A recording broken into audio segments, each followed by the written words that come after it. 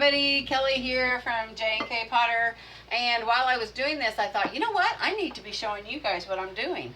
So I've gotten some really nice tomatoes that I need to do something with. So what I'm doing is I'm coring them, and then I'm putting a cross slit on the back, and I'm going to be freezing them.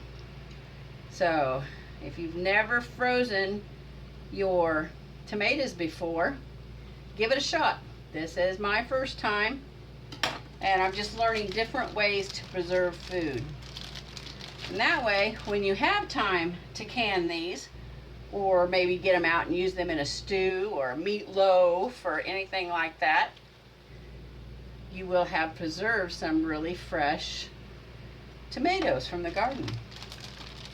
So I'm just going to be putting them in the bag, setting them in the freezer.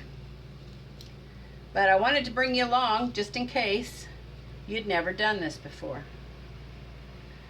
I learned this little trick from Jess on Roots and Refuge. So there's my bag full of beautiful tomatoes that I'm going to be putting into the freezer. So when I get them out sometime in the future, I'll show you what I'm able to do with them.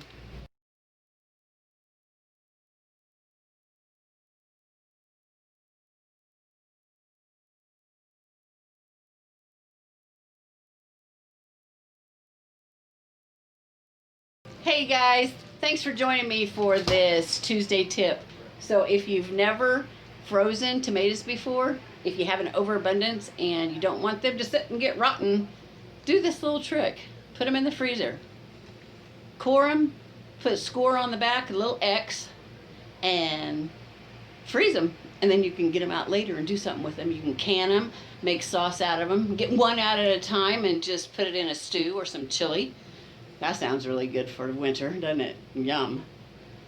All right, you guys. Thanks for joining me on this Tuesday tip.